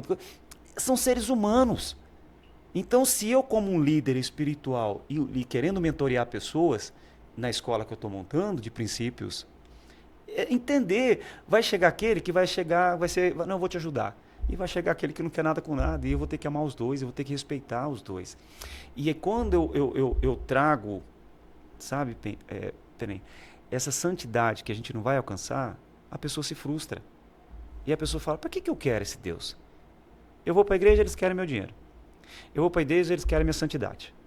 E eu não consigo ser como eles querem. Nós, como líderes espirituais, líderes de igreja, o que nós temos que fazer? Falar, gente, a palavra de Deus está aqui. Se você praticar isso aqui, vai dar certo. O que não der certo para você, vai dar certo para isso aqui. Entendeu? E eu sabe o que eu falo? Meu irmão estava falando muito isso para mim ontem. Ele falou assim para mim, você sabe por que você passou tudo por que você passou? Por quê? Para todo mundo dar crédito no que você fala hoje. Hoje, para você ser um empresário bem sucedido, para você ter uma igreja, para você estar abrindo uma escola de estudo, né? Uma base de princípios, para você ajudar tanto de gente que se ajuda. Nós pegamos agora no Natal e levamos um ônibus cheio de criança, enchemos a igreja, fizemos uma ceia para eles com 12 mil reais, eu e minha esposa gastamos do nosso bolso, dando videogame, dando patinete, e a alegria daquelas crianças. Esse é o evangelho. Não o evangelho que eu faço festa para nós. Eu falo lá, enquanto você estiver aqui, não tem. Agora na Páscoa nós estamos com um projeto de alugar uma chácara, e nós pegamos 11, levar 50, 60, 70 crianças para a chácara. E dar ovo da Páscoa e um dia inteiro de diversão para elas. Esse é o evangelho. O evangelho não é você ter. O evangelho é você doar. O evangelho não é você conquistar. É repartir. O evangelho não é pedir. É você dar. É você doar, né? Exatamente. Verdade. O que eu vejo mais difícil hoje na humanidade é a pessoa se doar. Porque a coisa mais importante que nós temos no mundo não é o dinheiro nem nada, é o tempo. Então, quando você doa seu tempo para fazer o bem para alguém, cara, essa pessoa tá dando uma riqueza muito grande. Exatamente. Eu penso muito nisso. Eu respeito muito quem faz isso, sabe? Porque quando eu olho esse cara, o cara tá se doando naquele momento dele, que ele podia estar na casa dele, ele podia estar com os amigos dele, ele podia estar passeando, ele podia estar fazendo a mesma coisa. Não, ele tá ali se doando de graça para ajudar o próximo. Isso para mim não tem valor. Não, Eu acho fantástico. você sabe, Perinho, o que eu não quero... Minha mãe morreu, né? Vai 4 anos que minha mãe morreu. Meu pai morreu... Isso aqui é muito triste. Eu, há uns 18 anos atrás, drogado, depois de 7 dias, eu roubei um carro. Tombei o carro, fui preso. E eu fui parar aqui no Pascoal Ramos. Eu roubei no interior, mas vim parar aqui no Pascoal Ramos. E uma das coisas mais difíceis e mais doídas da minha vida, meu pai era meu herói. Sabe aquele cara que ia no campo de futebol, me ver jogar, né, que ficava gritando e lutou a vida inteira para ver se eu mudava de vida. Eu estava preso já uns 4 ou 5 meses aqui no Pascoal Ramos. De repente me chamaram, né? Falou, ó, era um dia de semana, não era dia de visita, não era advogado, nada. E de repente falou, ó, você tem que sair, você tem que ir lá no parlatório. Eu fui. Quando eu cheguei lá, estava o meu pai com 2 advogados. Quando eu cheguei e vi meu pai, ele não foi me visitar, ele foi se despedir. Ele estava naquele vidro e ele olhou para mim e falou assim, eu não querendo acreditar, e ele falou, meu filho, eu vim te ver, cara. Eu fiz tudo o que eu podia por você. Você é um cara incrível. Mas, meu filho, eu vou morrer. O metástase do câncer já tomou o corpo inteiro. Eu não vou ter tempo de te esperar. A única coisa que eu quero, saia daí e se torne um homem. A última visão que eu tenho do meu pai é meu pai indo embora, olhando para trás, eu algemado, meu pai indo para trás me dando tchau e falando, filho, quando você sair daí, muda a tua vida, cara, eu não vou estar aqui. Aí, Perenha, passou 30 dias. Chegou um papelzinho para mim dizendo, Roberto, teu pai morreu.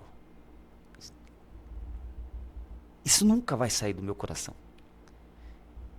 Eu posso ganhar milhares de almas, eu posso ter o dinheiro que for, nunca mais eu vou dar um abraço no meu pai. E se os jovens, se as pessoas soubessem como isso dói, como isso machuca, de eu não poder ter ido no velório, de ter dado um beijo no meu pai dentro de um caixão, passar a mão no rosto dele e dizer, cara, obrigado.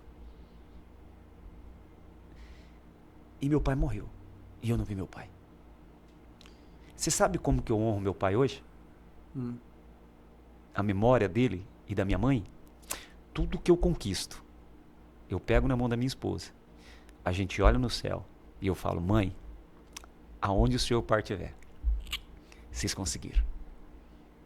Eu não vou morrer nessa terra e as pessoas vão dizer, o Antônio de Norá perderam um filho. Muito pelo contrário. Eu vou ganhar centenas de jovens, de vidas e transformar vidas nessa terra. Enquanto eu estiver vivo, eu já falei para Deus, para minha esposa, para minha família, enquanto eu estiver vivo, a minha vida vai se ajudar a transformar a vida das pessoas. Enquanto eu puder, eu não quero mais nem uma mãe nem um pai perdendo seus filhos. Enquanto eu puder, nenhum filho vai estar dentro de uma prisão e não vai abraçar seu pai no último minuto. Foi uma promessa que eu não fiz nem para Deus. Eu fiz para mim. E tá dando certo. Essa é a minha vida. É pesado, viu? É. Pesado. A gente fica imaginando. A gente tem filho, tem pai, tudo. E aí eu vejo a sua história. Eu só pensei numa coisa que eu vou te falar. Foram muitos anos que você ficou ali afastado do pai, né? Foi. E que depois que a gente perde, a gente olha, putz, se eu pudesse ter mudado, né? Por isso que a gente não pode deixar jovem nem ninguém. E tem que levar essas informações para as pessoas, porque elas têm que parar, põe a mão na consciência. Isso aí tem que tocar as pessoas, né? Porque, como você disse, pode ser bandido, pode ser isso, pode ser, mas são pessoas, são seres humanos. Exatamente. Concorda? E quando você fala que são em ser humano, né, errante ou não, a pessoa tem que parar, tem que pensar, tem que voltar, use esse podcast até para você ter um parâmetro de vida, isso é muito importante, né? Repensa, né? Então eu falo para você, isso aqui é uma coisa, por isso que eu falo, o gostoso que eu gosto de estar conversando com pessoas como você, pessoas que têm muito a acrescentar nesse mundo e nessa vida, falar assim, eu quero deixar algo para as pessoas, para que elas mudem. Um legado, Trabalhem a cabeça de vocês. Isso é importante. Que graça tem a gente mudar a nossa vida para nós mesmos? Sim. Não tem. A vida de um cristão e de um pastor, eu falo que para a gente lidar com o ser humano, a gente tem que se transformar em especialista em pessoas. E é isso que eu estou estudando para abrir esse método, que é o método Raridade, onde a gente vai trabalhar o comportamento, o emocional, o caráter. Agora, como que a pessoa faz para participar desse método Raridade? Nós viemos agora de São Paulo. Eu já sou palestrante há muito tempo, né? Eu sou palestrante Sim. há 4 anos. Chego a palestrar 10 mil jovens por ano em escolas. E eu sempre palestrava, mas não tinha um lugar onde colocar. Abri um instituto, mas fechei com 30 dias porque eu ganhei, assim, uma pastora passou um salão para nós, que a igreja dela ia fechar, e ela passou para nós, falou, pastor, eu não queria que a minha igreja fechasse. Eu não tenho mais condições, depois de 13 anos, eu não estou aguentando mais. Então eu falei, vou assumir. Passou para mim tudo, nós reformamos, e a primeira coisa que eu falei para as pessoas que ficaram 10 pessoas. Falei, lá tem capacidade para 120. Falei, pessoal, não tem culto de cura e libertação aqui. Vocês querem ficar comigo? Nós vamos ter seminário todas as quintas. Porque quem vem atrás do culto de libertação vem atrás de algo específico. Eu estou atrás de Deus por algo específico. Não. Toda pessoa que ela é transformada, ela é curada. E então, o seminário a gente aplica na quinta-feira, que é o nosso seminário Menorá, da nossa Igreja Batista Menorá, ali no CPA 3, na frente das 4 pistas. Aí eu fui para São Paulo, eu estudo muito, faz 4 anos que eu estudo demais, para palestrar, para dizer. E na palestra do Thiago Brunet, lá na Casa Destiny, ele falou muito uma coisa. É raro, é raridade, é raro, é raridade. Eu peguei. Eu falei, então por que eu não levo esse método para Cuiabá? Claro que não do tamanho dele. Por que eu não trago esse método para Cuiabá? Aí eu coloquei método raridade. Para mudar o princípio das pessoas. Porque assim, as pessoas vão muito atrás da igreja, atrás do espiritual. Mas não sabe lidar com o marido, não sabe lidar com a esposa, não sabe lidar com suas finanças, não sabe lidar com a vida, né? Então nós vamos criar essa escola, né, esse método raridade na nossa igreja, para trabalhar isso. E muita gente pergunta para mim, pastor, quem é o senhor para me ensinar isso? Eu estou 17 anos casado com a mesma mulher, nunca se separei.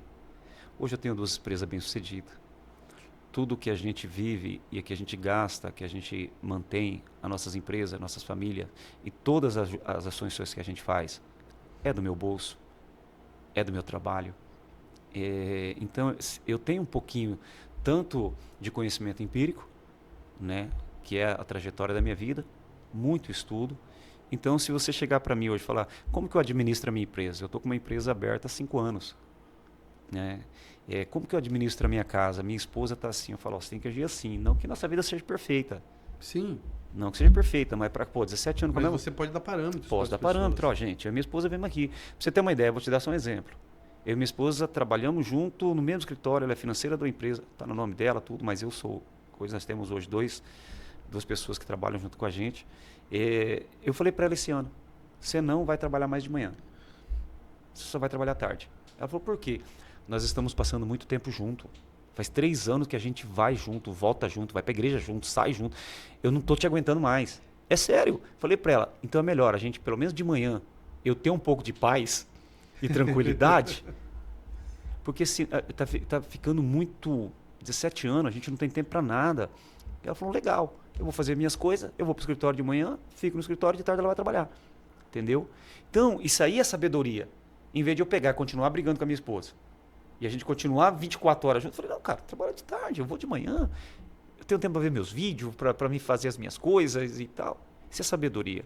Sabedoria, no método, principalmente o que eu quero ensinar as pessoas, é o princípio. É você ser diferente. O que é princípio? É ter valor. É ser honesto. É ser honrado. Porque não tem como você honrar sua esposa e seu casamento ser ruim. Não tem como se você não pegar... Eu ensino isso nas minhas palestras lá, no seminário. Eu falo, gente, sabe como é que é a minha vida? Eu saio para o escritório. Quando eu saio da porta fora do escritório, eu enfrento os problemas. Quando eu chego agora, eu vou chegar às 6 horas, os problemas não entram dentro da minha casa. Não entra boleto, não entra problema, não entra contra, não entra nada. Eu e minha esposa não tratamos de problema dentro de casa. Lá dentro de casa é curtir a nossa filha, uma Netflix, comer alguma coisa boa, se divertir. É difícil demais fazer isso. Não é? Não, é difícil sim. Não é? Aí eu vou... Não, é difícil você... Você falou, não é. Mas é difícil a gente se policiar, a gente mudar. Eu tô querendo aplicar esse método. Mas... Não, eu tô batendo duro pra ter esse método. Perenha, você sabe por que é difícil? Verdade. Por que é difícil? Porque nós já temos essa mentalidade. É claro que não foi da noite pro dia. Claro. Às vezes a gente fala uma coisa ou outra. Claro. Só que eu não aceito. Tanto que a gente... Por isso que eu falo pra eles. Vocês têm que ter isso aí. Eu tô ferrado, eu não posso. Agora lembrei, eu sou síndico. Aí não dá. Aí não dá. Cheguei em casa e ainda tem... Não, deixa pra lá. Isso é outra Mas situação. o que a gente faz hoje? Sim. A gente não tem... Tem que dar 6 horas e dar um bloqueio mesmo. O que você vai resolver? Eu faço isso. Eu e minha esposa, a gente trabalha isso na nossa cabeça. Mas a gente se pega no embalo ali. Coisa de empresa. E aí é policiar. A gente era assim. Começar. Então são esses ensinamentos que eu dou sobre... Vive melhor, assim. Nossa. Porque assim, eu já... A minha filha chama assim... É fácil mesmo. É criar o bloqueio. A minha filha fala assim, mãe, eu vou lá no quarto do rei. O quarto do rei é meu quarto. Uhum. Fala, eu vou pro quarto do rei, vocês não me incomodam. Quando Porque eu fiz o quarto... Filha? 7 aninhos. Eu fiz o quarto do meu sonho. A gente tinha uma televisão na kitnet 14 polegadas. Uhum. Eu lembro que um dia eu saí para usar droga e voltei, eu vendi todos os móveis, nós sentamos no chão, sem ter o que comer. Hoje o meu quarto do rei é uma TV de 75 polegadas, um frigobar com Coca-Cola, água com gás, chocolate, entendeu? Um som de bar da JBL, o melhor. Eu ligo meus filmes, as coisas e falo, deixa eu no quarto do rei. E elas não vão me incomodar. Legal, bom. E a gente vive bem. Então essas coisas que a gente quer ensinar. Sim. E assim... Mas é importante mesmo. Eu sei, eu falo pra você, é difícil. A gente precisa de alguém para ensinar mesmo. Porque não adianta. Você vai ali trabalhando a cabeça, de repente você volta tudo de novo. Quando você vê, você já tá tudo de novo. Você acabou de falar isso. Eu e minha esposa tinham feito esse trato. Esquecemos, tá? Hoje eu vou voltar de novo e vou falar para ela... Ó, lembra que não conversamos? Ó, vamos lá, aplicar de novo. Mas é o que eu tô falando pra você. Se você, com todo respeito, se você dá sua palavra pra você e você não cumpre pra você... Vai cumprir pros outros como? Entendeu? É verdade. Se você dá sua... Não, eu dou a minha palavra. É que nem umas mulheres aí que falam que vai malhar. Não, não, amanhã eu vou. Vai 2, 3 dias. Não, depois eu vou. Regime. Exatamente. Então, sempre tem uma segunda para começar. A nossa igreja, Perenha, ela é diferente assim no sentido, não melhor do que nenhuma. Não é melhor. Mas a gente é diferente porque a nossa visão é só vidas. É cuidar das pessoas e ensinar elas. Ensinar, essa é a palavra. É ensinar elas a viver as promessas de Deus. Por quê? É ensinar. Eu falo para eles assim, você não precisa estar num hotel 5 estrelas. Você precisa estar... Não é o lugar. Você pode estar no melhor lugar do mundo. Se você estiver com a pessoa errada, vai ser o pior lugar da vida. Verdade. Se você estiver com uma pessoa especial, que é a sua esposa e seus filhos, você pode estar no baguncinha. Vai ser o melhor lugar do mundo. Sim. É o convívio, as pessoas, não é o local. Tem gente que fala, eu quero ir no Coco Bambu. Fala, vai no Bambu do Coco. Ué. Vai num lugarzinho simples. Não é lugar, cara. Eu falo para eles, hoje eu tenho condições de viajar. A gente viaja, a gente vai pra praia, vai pra Gramado, vai pra um monte de lugar. Só que assim, eu já comi skinny. Um quilinho de carne moída. Olha, eu vou te falar pra você. Eu tenho um negócio interessante. Uma vez nós fomos pra praia. E foi muito gostoso mesmo. No momento que a gente tinha que voltar pro hotel, e já tava tarde da noite, todo mundo com fome, nós paramos né, Henrique? Nós paramos no estacionamento do mercado, em Guarajuba. Compramos, fizemos um piquenique no capô do carro. Melhor coisa. Aquilo lá foi bom demais. Todo mundo comeu, ficou todo mundo feliz. Aí nós fomos pro hotel. Aí a gente ia todo dia comer em restaurante, pizzaria, não sei o quê. Aí chegou um dia que tava todo mundo de saco cheio. Não quero mais. Aí você tá fazendo mal, não sei o quê. Eu falei, eu tive uma ideia. Vamos comprar um lanchinho aqui, vamos comer. E nunca ninguém esquece. Agora vê se alguém lembra da pizzaria, se lembra da onde comeu. Não. Mas lembra do dia que comeu em cima do capô do carro, é ou não é? Foi bom demais. Verdade. Uma das coisas que eu mais ensino para as pessoas lá é o prazer imediato.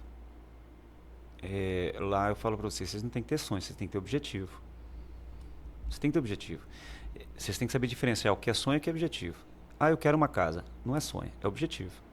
Porque depois que você conquista sua casa, acabou o sonho. Você vai fazer o quê? Você tem que ter objetivos. Mas assim, esse dia eu vou te dar um exemplo. Você está reformando aqui, certo? Aí eu chego lá na minha igreja e falo assim, quem quer pintar a casa? Aí todo mundo ergue a mão. Eu falo, e aí? Quem de vocês esse mês comprou o pincel? Ninguém.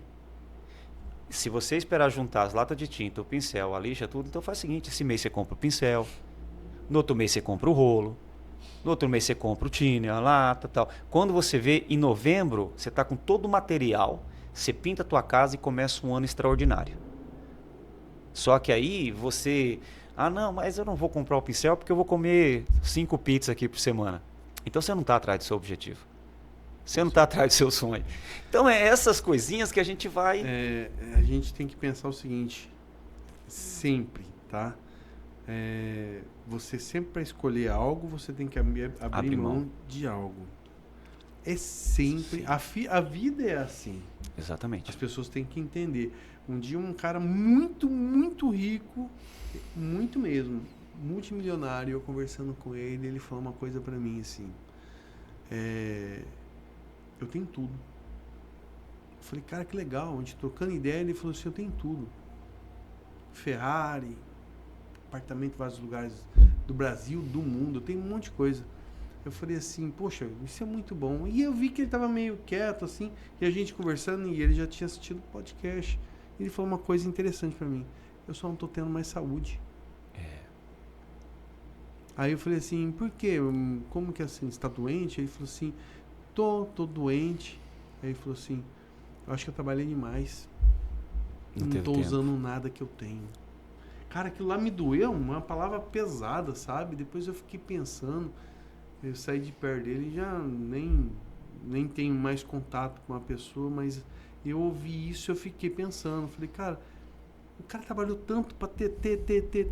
Ele não usufruiu. E aí outra coisa, que ele tava falando assim, eu não tenho esposa, eu não tenho filho, não tenho nem pra quem deixar. E aí a gente para pra pensar, e aí? Isso é um grande erro, sabe, Peranha?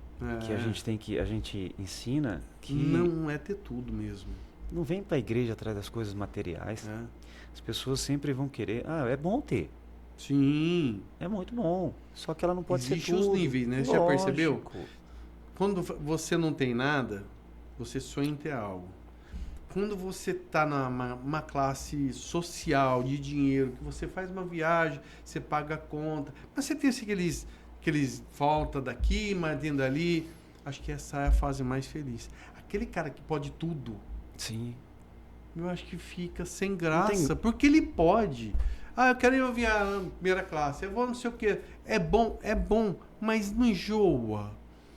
Porque, cara, querendo ou não, às vezes também a gente nem sabe que o cara que está nessa situação, se o preço que ele está pagando por estar ali não está pesado. Sim.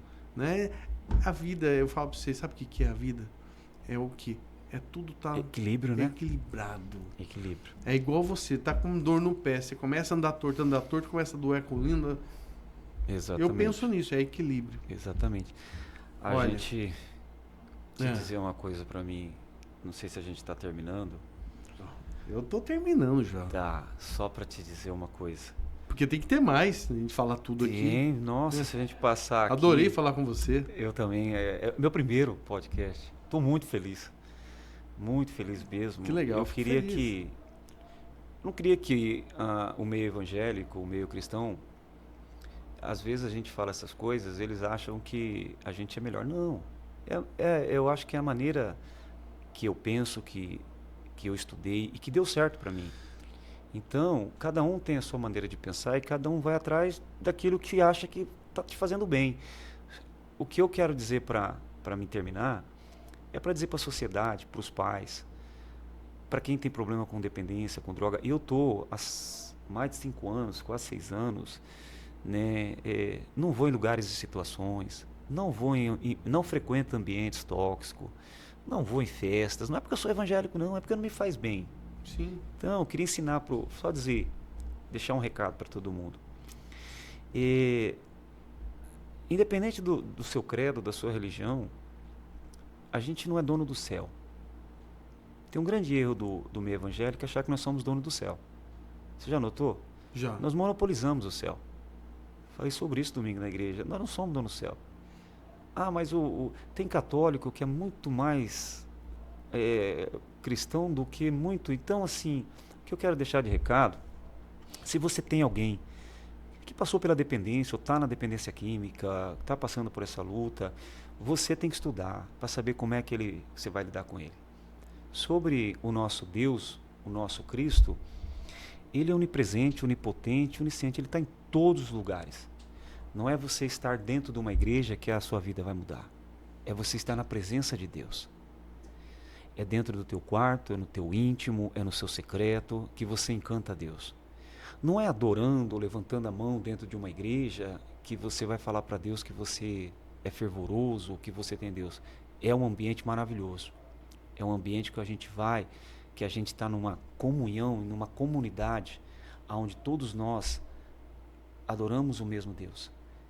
Igreja é uma unidade de pessoas que vão para adorar a Deus em espírito e verdade e ir para casa. Não é um lugar que você vai lá, você só vai para pedir. Então, quero deixar uma mensagem para todos os seus ouvintes, busque a Deus. Nós vivemos num tempo hoje que os filhos estão matando seus pais. Os pais estão matando seus filhos. Nós estamos vendo um feminicídio que é crescente hoje em dia. A família acabou o amor. As pessoas hoje não têm mais tempo por causa de um celular, ou porque você que quer conquistar as coisas materiais, é legal. Mas cuida do teu filho, da tua esposa, do teu pai, da tua mãe, porque depois que você perder, você vai na igreja chorar. Você vai na missa de 7º dia, ou você vai na igreja pedir a Deus força. Então, antes de você pedir força para Deus por alguém que você perdeu, pede para Deus hoje. Ensina a amar mais, respeitar mais, cuidar mais, ser mais grato. Viver uma vida mais familiar, em comunhão. A gente corre atrás do mundo inteiro. E a gente perde a nossa alma. E eu quero deixar para você, para os seus negócios, para o seu podcast, para a sua vida, que o nosso Deus, não sei a sua religião, para mim não importa. O importa é que nós servimos o mesmo Deus. Não credo, não a placa, mas o mesmo Deus e o mesmo Cristo. Que Ele multiplique, te abençoe e que te dê muito, mas muito mais do que você merece. Em nome de Jesus. Muito obrigado. Amém? Amém. Que Deus abençoe. Eu conversei hoje com o Roberto. Muito bom. Foi muito bom, maravilhoso. Eu vou fazer um adendo que você, pai e mãe, fique de olho no seu filho. A internet, ela faz coisas que tem muita gente do mal ali. Então, só esse adendo também. Cuide da sua família, cuide do seu filho. Fique de olho para que depois também você não tenha que resgatar numa igreja, tudo. Leve seu filho para rezar para que ele possa também entender o caminho de Deus. Mas é isso aí. Eu amei falar com você, muito Obrigado, bom. Eu acho que teve as histórias maravilhosas e vai ter muito mais. Nós vamos voltar aqui com outros assuntos, outras conversas, tá? E eu quero agradecer de coração. Muito obrigado mesmo. Obrigado, tá? você também. E eu quero falar para todos vocês, não se esqueça, tá? Vai lá, deixa o seu recado, deixa a sua mensagem, tá? Se inscreva no canal. E outra coisa, onde ele pode te encontrar? A Igreja Batista Menorá fica ali no CPA 3, na frente da Sofer, nas 4 pistas. A gente, na quinta-feira, tem o método Raridade, que é um método de ensino sobre princípios. E no culto, domingo, às 19 horas. Batista Menorá, nas 4 pistas, ali na frente da Sofer. Maravilha. Galera, é isso aí. Você já tem um lugar para você ir encontrar Deus. Amém. Valeu. Obrigado. Tchau. Obrigado, gente. Tchau.